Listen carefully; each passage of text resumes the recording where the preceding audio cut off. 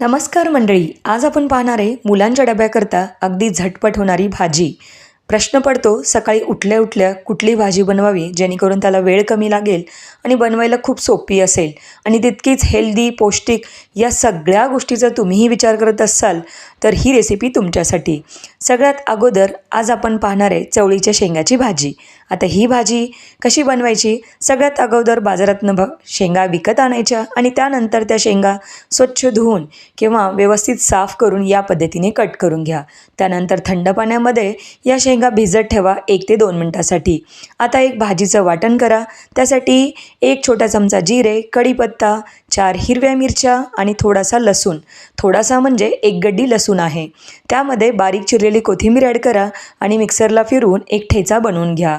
आता तिळाचं तेल वापरले, कुठलेही तेल वापरू शकता. कढईमध्ये तेल गरम झालं, हिंग, कढीपत्ता, मोहरी ॲड करायची आणि आपला जो ठेचा आहे वाटून घेतलेला तो ॲड करायचा. 1 छोटा चमचा हळद पावडर. त्यानंतर यामध्ये तोडून ठेवलेल्या शेंगा किंवा कट करून ठेवलेल्या शेंगा टाकायच्या आणि या शेंगा तेलामध्ये मस्त भाजून घ्यायच्या. म्हणजेच या शेंगा थोड्याशा फ्राय करून घ्यायच्या. त्यामध्ये धनेपूड, लागेल तसं लाल तिखट, चवीनुसार मीठ आणि थोडीशी जिरंपूड वापरायची. त्यानंतर झाकण ठेवून 5 मिनटं वाफ काढून घ्या. सगळ्यात शेवटी भाजी होत आली की यामध्ये 1 टोमॅटो ॲड करा. त्यानंतर भाजलेल्या शेंगदाण्याची पूड किंवा कूट याला 2 चमचे तुम्ही ॲड करू शकता. बारीक चिरलेली कोथिंबीर टाका आणि झाकण ठेवून 5 मिनटं वाफ काढून घ्या. तयार आहे तुमच्या चवळीच्या शेंगाची भाजी. ही भाजी अप्रतिम, खायला तितकीच हेल्दीसुद्धा आहे.